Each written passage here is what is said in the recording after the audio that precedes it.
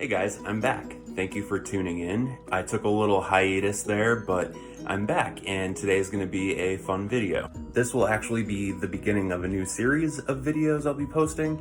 I want to remodel and update several of my reptile cages, which will involve adding new plants and cool stuff like that. There's going to be several videos where I kind of go through before and after and talk about setting up terrariums and stuff like that. So hopefully that'll be interesting to you guys. Even if you're not reptile keepers, lots of people make terrariums for orchids and things like that. So I think it'll be cool to watch anyway. And there'll be plenty of orchid videos in between. This is just going to be one series. The orchid content is not going to stop. I just thought we'd take a break from that today and show you guys my snake. And maybe this will be helpful to you guys if you were thinking about getting into reptiles. Ball pythons are really great beginner snakes. They're really docile, easy to handle. They're great. I really love them. I'll probably be giving you guys some husbandry tips kind of throughout the video, but I wouldn't call this like a care guide. I'm mainly just going to be going through the tank setup. While I'm talking about that stuff, I'll probably give you some facts about ball python care, but if you want like a full, more comprehensive care guide for ball pythons, maybe I can do that in the future, but today I just kind of wanted to show you the cage remodel and talk a little bit about reptile care in general. But with all that said, let's go ahead and get started. I've got a plain little shoebox type thing here. I'm gonna stick Casper, my ball python, in here while I redo his cage. He won't mind it at all. It's just cardboard, it's not airtight. He's probably only going to be in there for less than an hour. Snakes tend to feel comfortable in tight, dark places. He'll be fine. It's just for a little while. He is hiding under his cork tube right here, so let me just dig him out. Here is my beautiful ball python named Casper. As you can see, he looks a little crummy right now. He has had a tough time shedding recently, which is something that happens when they don't get adequate humidity. So that's something that his new cage upgrade will help fix. Look how handsome you are. Casper, get in the box. Okay, now that we've got Casper put away and he's comfortable, we can go ahead and get to work on his cage. Before I show his enclosure to you guys, I wanted to say really quick, I know most of you are plant people, but the reptile hobby is very kind of competitive and people can be really harsh and judgmental, so it feels a bit scary to put it out there and show his enclosure to you guys. I keep very good care of my reptiles, and that's why I'm doing this remodel. I know his cage doesn't look great right now, and that's why we're gonna spruce it up today, and he's gonna be a very happy snake. So I just wanted to say that before we get started, but let's go ahead and check it out. Okay, so here's a look at his cage as it currently stands.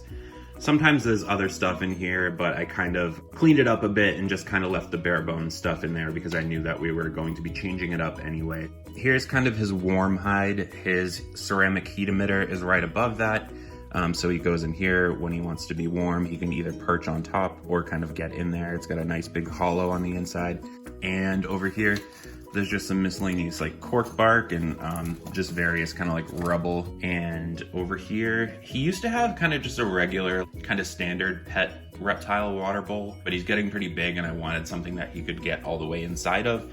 So that's why I have this plastic tub here. It looks kind of ugly, but when I do the remodel, I'm gonna put stuff around it that'll kind of make it look better. And the mix that's in here right now is kind of just a mix of various stuff. It's mostly Eco Earth. Eco Earth is just that coconut core stuff, but let me show you what I'm planning on putting in there instead. All right, we are going to be using cypress mulch bedding in his new setup. This stuff is great. It kind of absorbs odor and stuff. It stays pretty clean.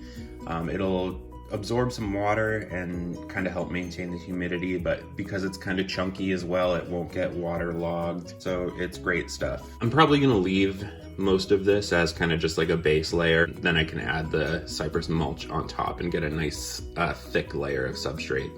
I also picked up a nice new piece of cork. I want to add a bit more kind of hiding places for him. I thought this would be cool because it's a tube. I thought maybe he could crawl in and around it and stuff, but it's kind of too small. He can't really get in there. He's a big snake, so I might actually break this. I can probably get two nice big pieces out of it and kind of stack them together. So I knew I wanted to get some more cork in there for him. And then last but not least, I want to make sure I get some greenery in there. This is a pothos, pretty cheap, common plant.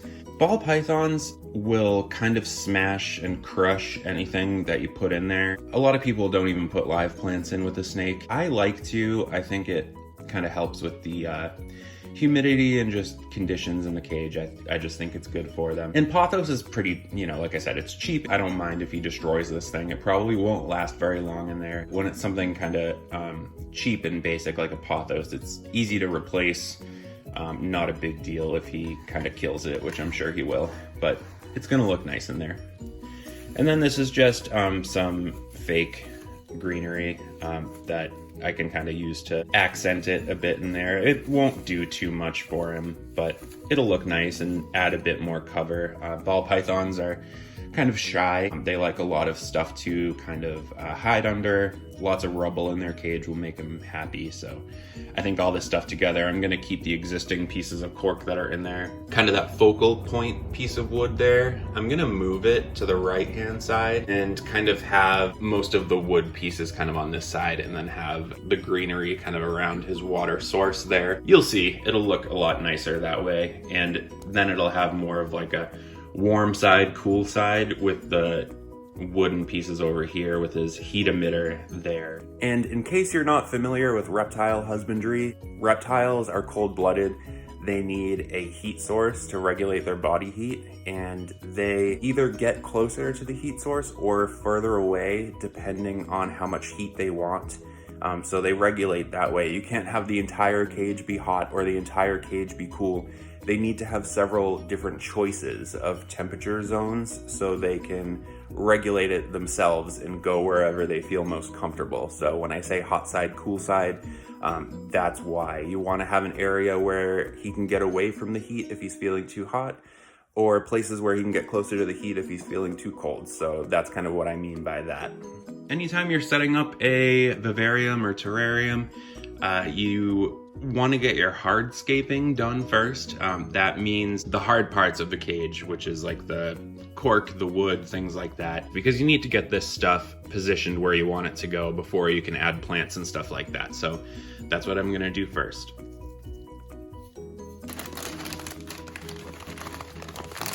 One thing I have learned today is that I need to get a tripod. That would make my life so much easier. That way I don't have to keep holding the camera in between to show you guys this stuff.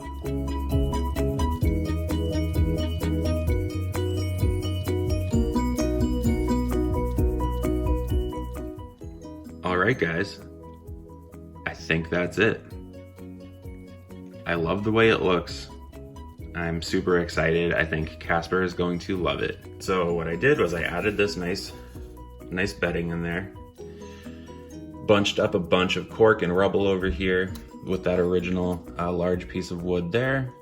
Just draped that fake foliage back there.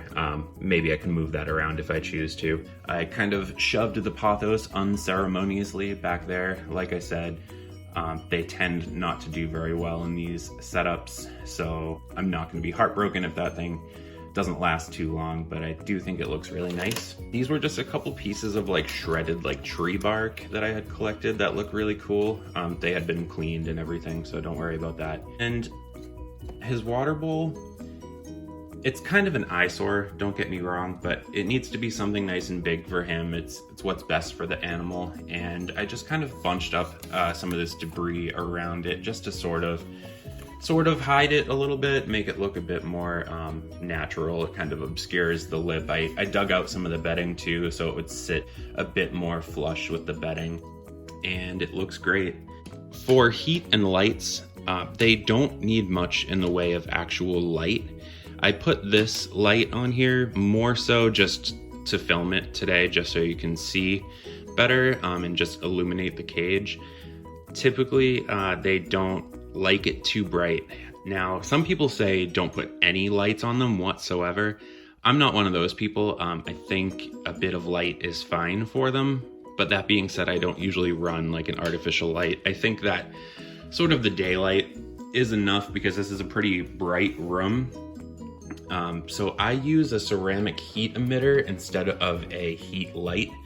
What this does is it's just like a ceramic bulb that gets hot, but it doesn't produce any light. That does pretty well for him. I forget what the exact like wattage is on that. If I can find out, I will put it in the video notes here. I guess that's about it. Pretty simple video. I hope it was interesting to watch anyway.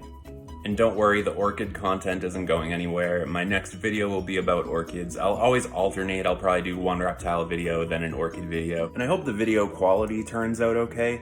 This is my first time filming this style of video. I'll probably have to get a tripod, like I said, and kind of make some improvements for future videos, but I hope this was good nonetheless. With that being said, I think we're ready to let Casper into his new cage and see how he likes it.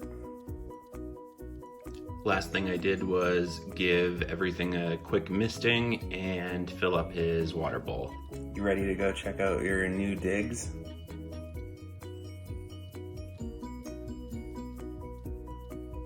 Good boy.